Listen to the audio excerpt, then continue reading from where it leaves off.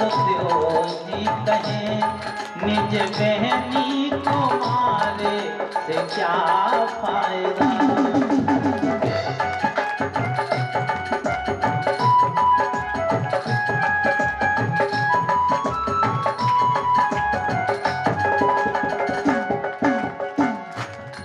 अपने दुश्मन को तुमको अगर चाहिए क्रोध करने से तुमको है क्या फायदा।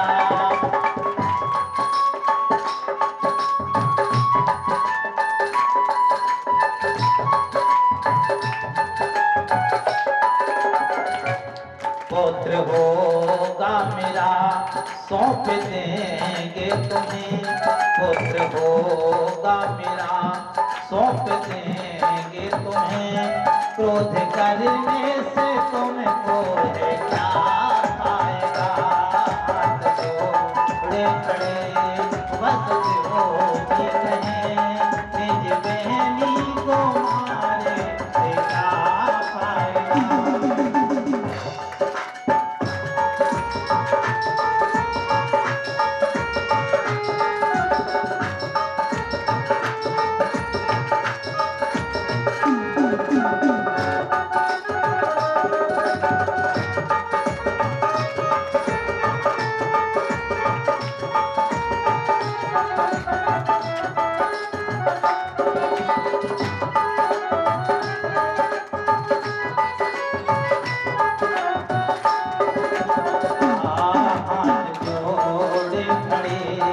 वसुदेव जी कहें निज बहनी को मारे से क्या फायदा।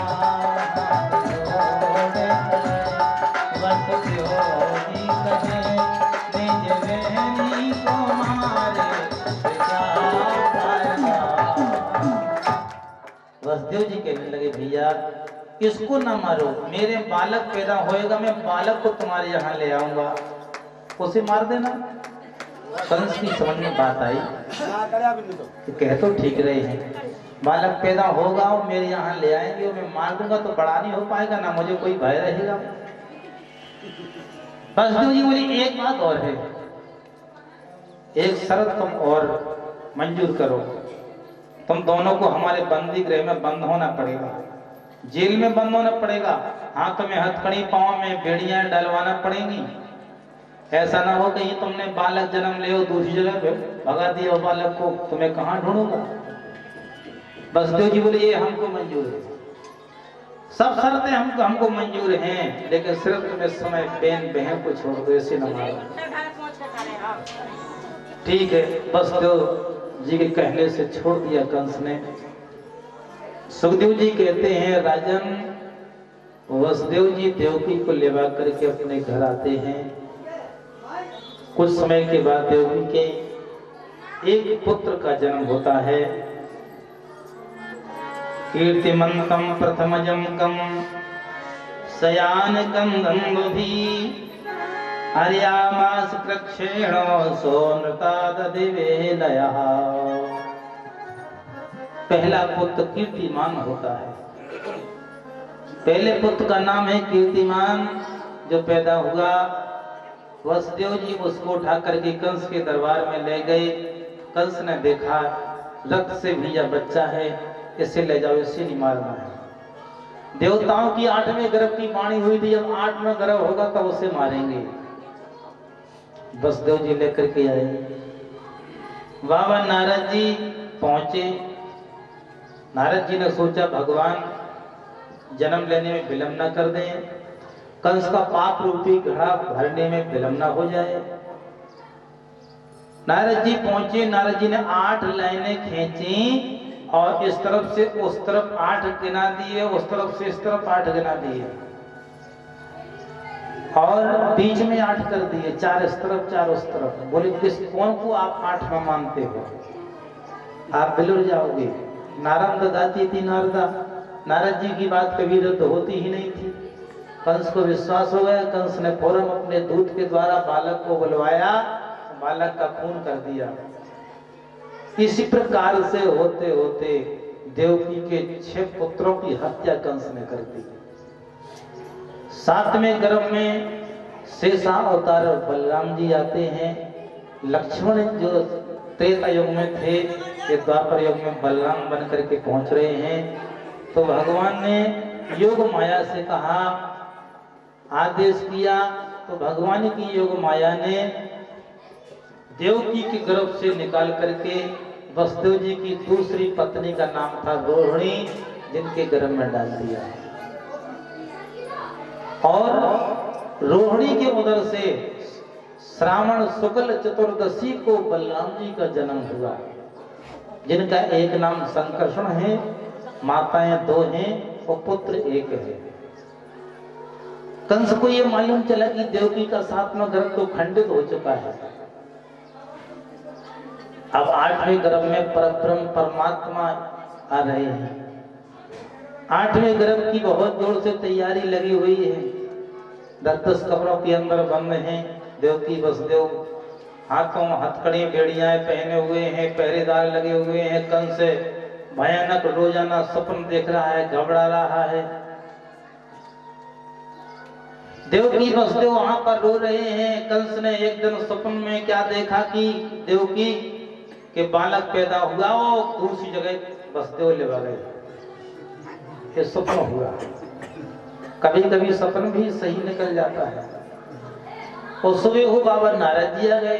कंस घबरा रहा था, बोले महाराज मुझे ऐसा ऐसा स्वप्न हुआ है, ऐसा सच तो नहीं हो जाएगा? नारद जी बोले ऐसा ही होगा।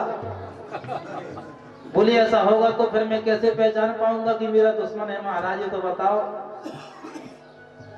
उसका कुछ रंग बताओ, कुछ नाम बताओ। नारद जी बोले उसका नख से उस सिर तक बोले काला ही काला होगा।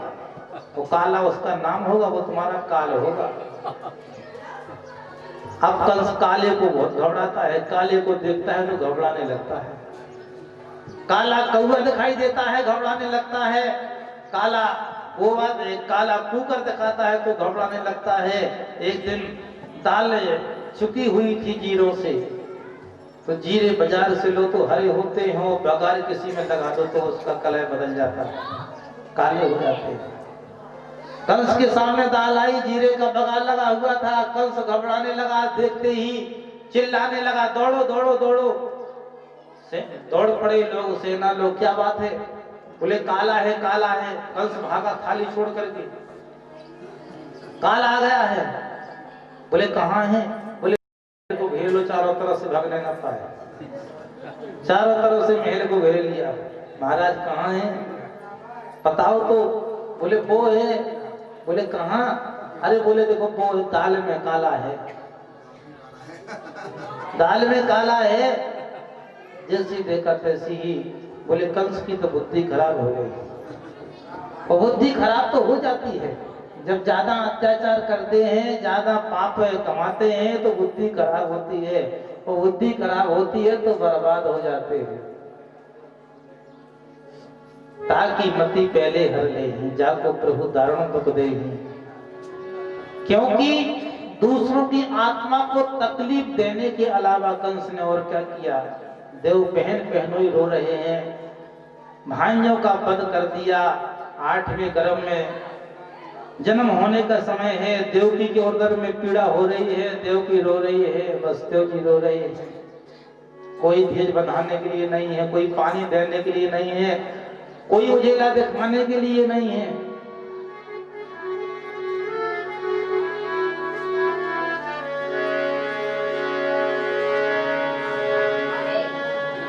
कि तड़प रहे बेचारे असुमन की बह रही है धार।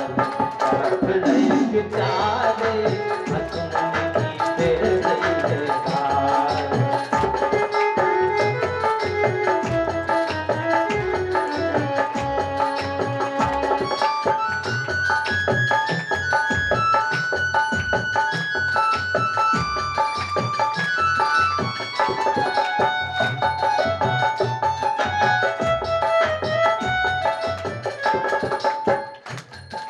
प्रसव पीड़ा होती है रोती बिचारी।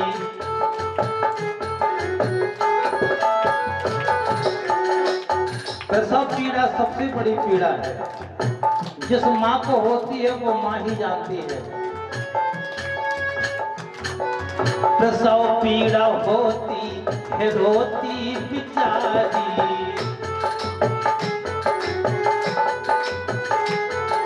कहाँ हो विधाता ना खबर है हमारी।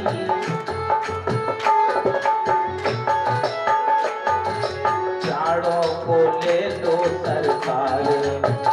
देवकी कहती है, हे नाथ मुझे क्यों जिवाते हो, मेरे प्राण क्यों नहीं लेते हो।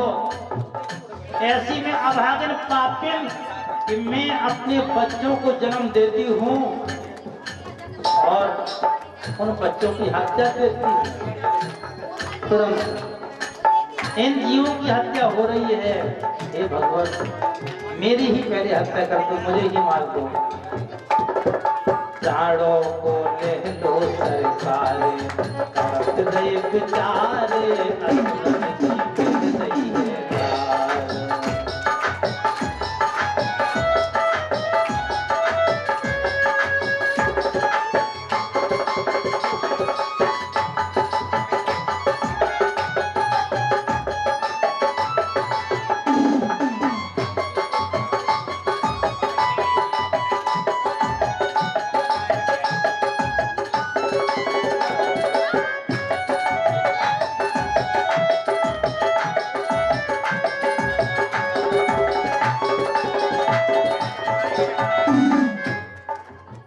देव की लोपे वसुदेव समझाते,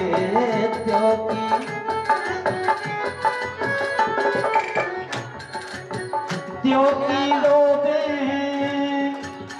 देव की लोबे, देव की लोबे, देव की लोबे तो समझाते। देव की रोबे वसुदेव समझाते, पहले दुख होते फिर सुख आ जाते।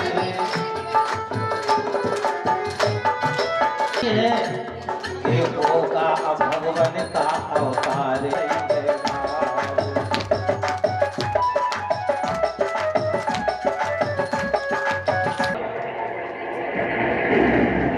देव की वसुदेव के हाथों पैरों से हथकड़ी बेड़ियां टूट टूट के नीचे गिर जाती हैं, नीचे गिरती हैं और भगवान का उसी समय प्रादुर्भाव हो रहा है। भगवान प्रकट हो रहे हैं और प्रकट होकर के देवकी और वसुदेव के आंखों से जो धार लगी है आंसुओं की, उनको आंसुओं की धार रोकने के लिए प्रभु ने चतुर्भुजी रूप धारण कर लिया।